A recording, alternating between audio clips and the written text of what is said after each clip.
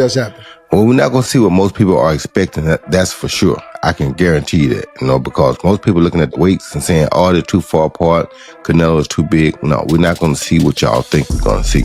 We're going to see So what did you think about the shove, that moment that happened on stage? I'm turning on right now. Right? Yeah. Did it make you want to go harder for the 13th? I don't know, but made me feel more excited. Love it. I'm gonna train so far. Roy Jones just finished a training session with Terence Crawford, and he didn't hold back.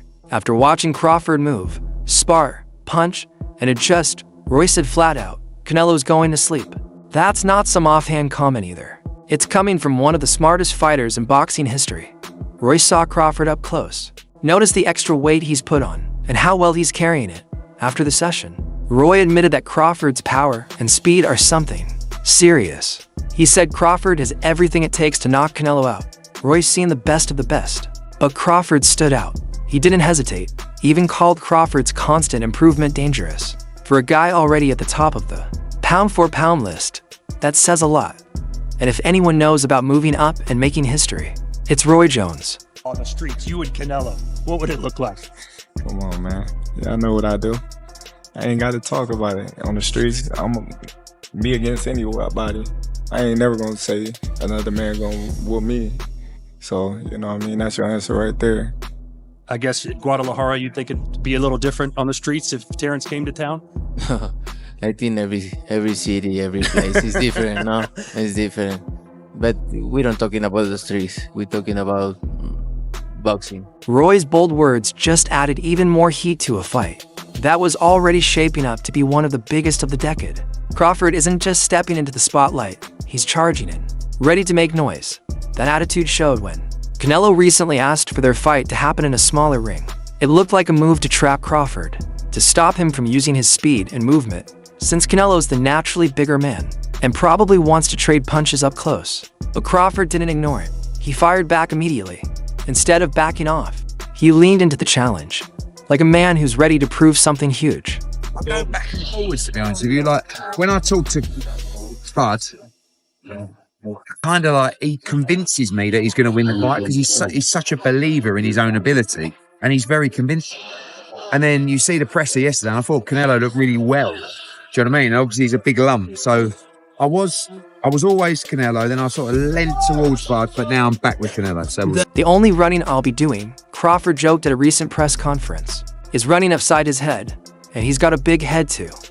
It was funny, sure, but it had an edge. Crawford wasn't backing down from talk about being aggressive. In fact, he flipped it on its head instead of dodging the smaller ring topic. He welcomed it. He looked straight at the challenge and made his game plan clear. I'm hunting him, he said. I'm hunting everything he's got, and I'm going to take it, come September 13th. That surpassed us, you know, the Floyd, the Pacquiao, the De La Hoya. We both came up in that era, and he was right there with those fighters, and he got the chance to fight the Miguel Cottos, the Floyd Mayweathers, and you know, the Kovalevs and Triple G's, and I wasn't able to get those mega fights, you know. So this is my mega fight. This is my moment, and that's the reason why I want to fight. This isn't just trash talk. It's coming from a fighter who's never tasted defeat. Crawford's record speaks for itself. 41 wins, 31 by knockout. He's already conquered for weight classes and just added another belt at super welterweight. After beating Israel Madrimov, that was a clean, unanimous win. Another division, another legacy move. Now he's jumping up to more weight classes, gunning for the undisputed champ in a fifth. Meanwhile, Canelo Alvarez is coming off one of his dullest performances, a slow, forgettable win over William Skull that left fans unimpressed. I'm going with Terence Crawford. You know, big weight jump, a dangerous fight, but somebody's got to prove to me that they can break Terence Crawford's will and that he can't figure it out against you. You know, it ain't no disrespect toward Canelo, but I've said this in the last couple of years. I'm not betting against Terence Crawford against nobody right now. You got to show me that you can beat him. Across 12 rounds, the two fighters threw just for 145 punches, the lowest ever in a major title fight. It wasn't just a slow night. It left people wondering, not about Canelo's legendary past filled with big wins, but about where he is right now. He didn't look like the old Canelo. The sharp counterpuncher who pressured opponents creatively. Against Skull, he looked flat, cautious, like he was more interested in staying busy than doing damage.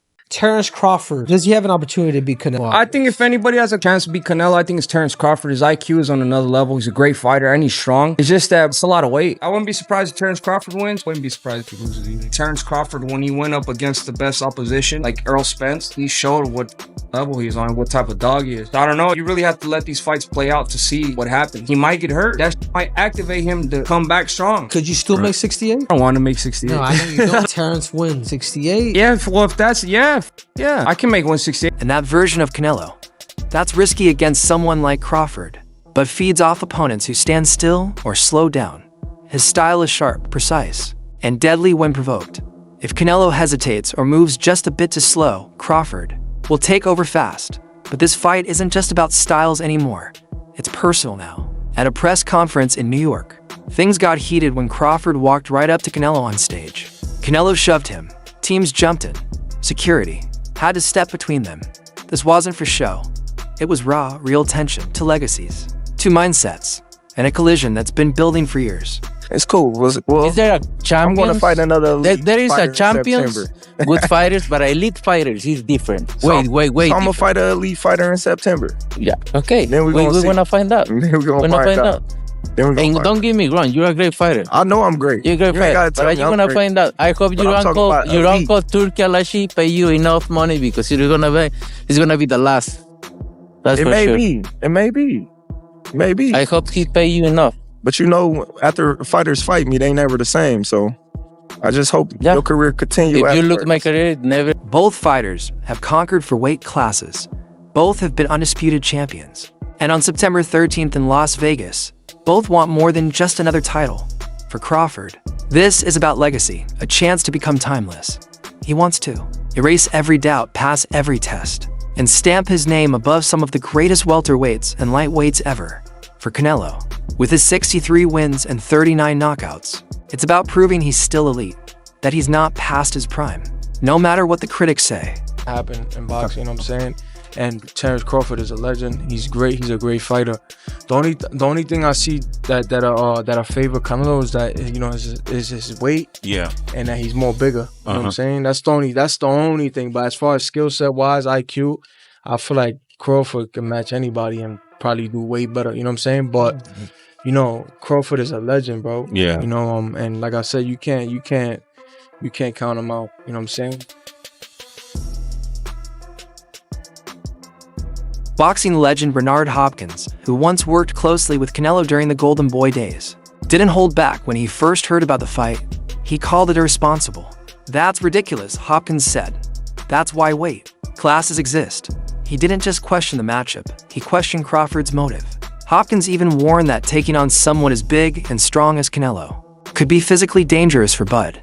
The others say, like, no, that's 2 more weight classes. Like, once he gets touched by Canelo, it's going to be different. I am concerned about him absorbing a Canelo punch, especially through the course of 12 rounds.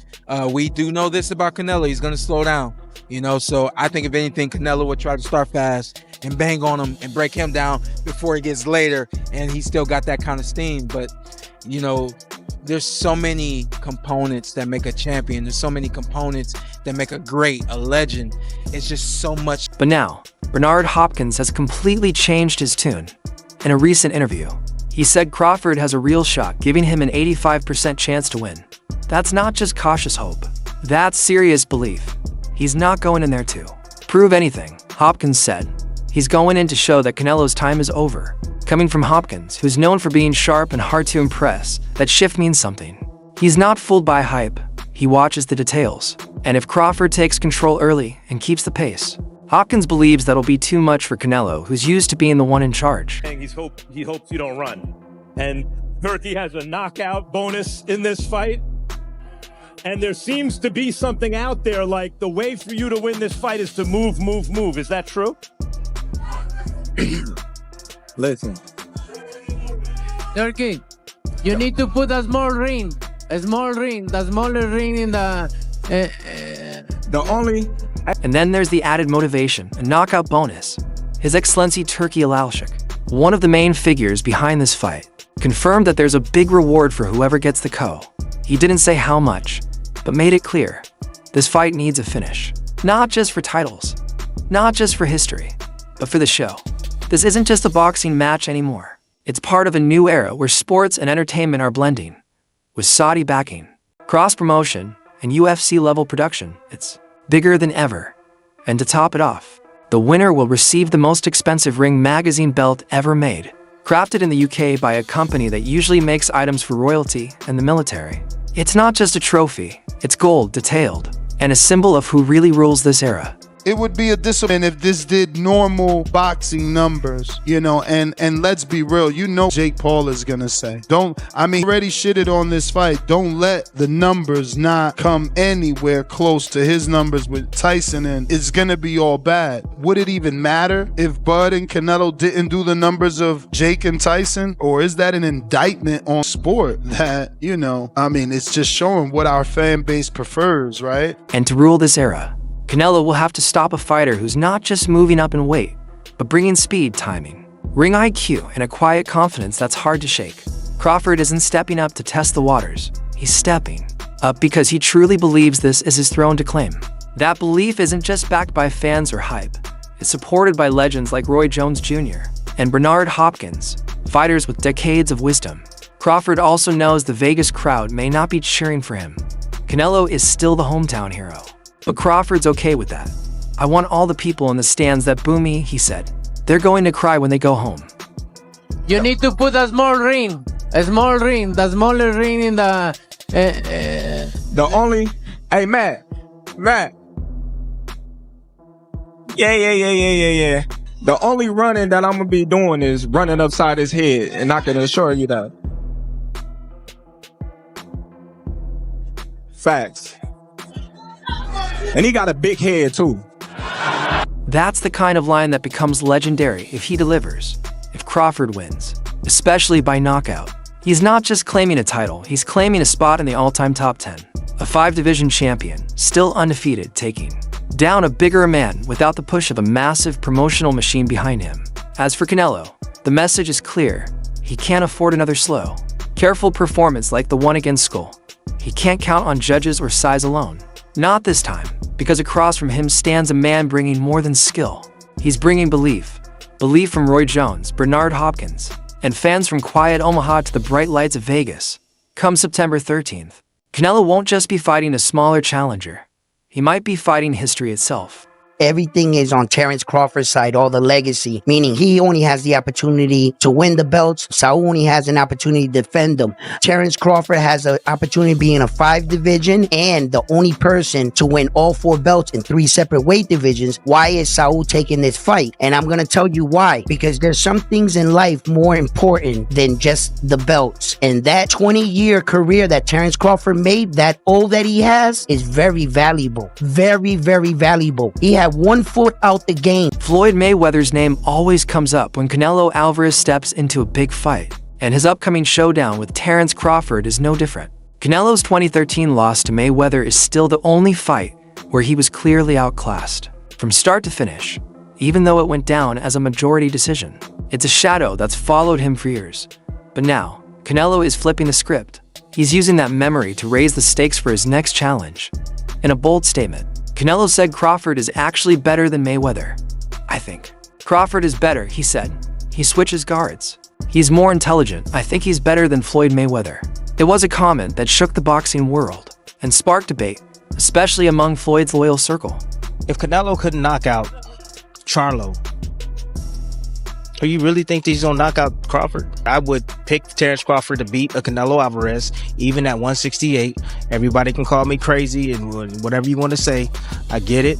Y'all didn't believe me when I told you about Spence, but trust me, Crawford will figure out a way.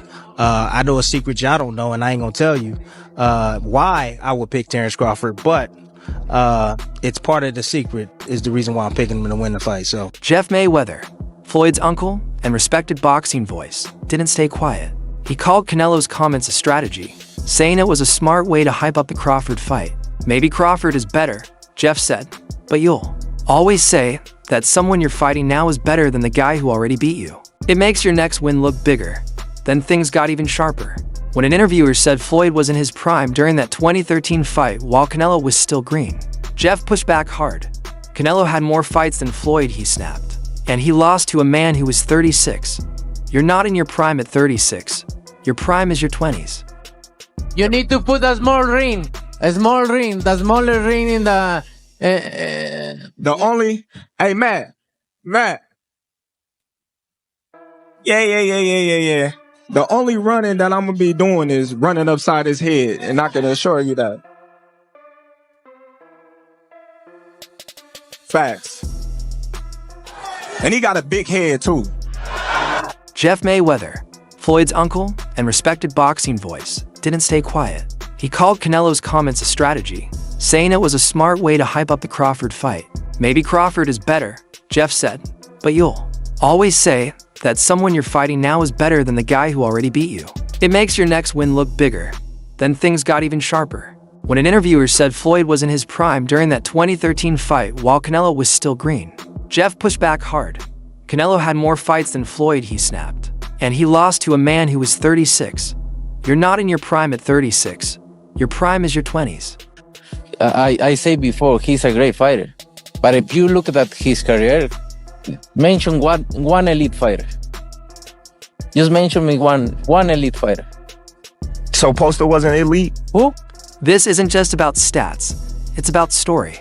Jeff Mayweather sees Canelo trying to reshape the narrative of his only loss by building up Crawford's reputation. If Crawford is better than Floyd, then losing to Mayweather doesn't sting as much, and beating Crawford becomes a bigger win. Of course, he's going to say great things about him, Jeff said. It makes him look bigger than he really is, but all the Floyd talk, that's just background noise now. What's ahead is real. Terence Crawford isn't just a name to toss around, he's an undefeated, once-in-a-generation technician. His skill set is so sharp, even elite trainers struggle to crack it. One of those trainers is Brian Bomac McIntyre, Crawford's longtime coach, and he's made it clear, no ring size, no politics. No Mayweather debate is going to matter when the bell rings on September 13th. Canelo, and he fights at 168 plus, so I don't see me and him fighting. So what's the highest you could fight at realistically? I would say 154 realistically. 154. You know, So them boys get big up there. Them boys get big up there. And I'm not a person to, toot my own horn too. Bomac knows the early rounds could get rough, but nothing Crawford can't handle. It's going to be a tough fight early on, he told Boxing King Media. But Terence is going to figure it out and will probably stop him late. That's the game plan. Let Canelo come out swinging, burn energy early. And when that gas tank drops, close in. Bomac's confidence doesn't come from hype. It comes from patterns. Crawford has made a career out of reading his opponents. By round 3 or 4, we've seen it before. Against Errol Spence in 2023, Crawford picked him apart and stopped him with ease, a performance so dominant, it shook up every pound-for-pound ranking. But when Crawford jumped to 154 and faced Israel Madrimov, things started to look a little different. All about making history. I was the first 2-time undisputed champion of the world. First 3-time undisputed champion. That fight, Bomac admits, was tricky. Madrimov's unpredictable style gave Crawford real problems. Switching stances, jumping in and out, throwing off his rhythm. The 12th round especially was rough, with Crawford eating several clean right hands. Some even argued the fight could have been a draw. Bomac didn't deny the challenge, but he pointed out something important. Madrimov was awkward and unpredictable. Canelo, on the other hand, comes straight to fight. The message is clear. Canelo might hit harder, but he's easier to read. That gives Crawford more chances to execute his plan. As long as Crawford doesn't get caught trading early, Bomac believes the openings will come late. It's a patient strategy, but one that could pay off big. Because what all these streamers and these other YouTube guys, they didn't turn boxing into it's like a comedian show. It's just putting anybody in the ring. So Crawford and Canelo, good thing that fight is coming, because it's kind of put some kind of legitimacy back to boxing. Bradley echoed what a lot of people are thinking. Crawford will have to stand his ground at some point, if only to satisfy the crowd, the investors, and the spectacle of the night. But here's the big question. Can he take Canelo's power? Against Madrimov, Crawford showed he can recover from clean shots. But Canelo, even if he's not in his prime, still hits with serious force, especially to the body. One well-placed hook could change everything. So what do you think? Is Crawford ready for that? Drop your thoughts below, and don't forget to subscribe for more fight update.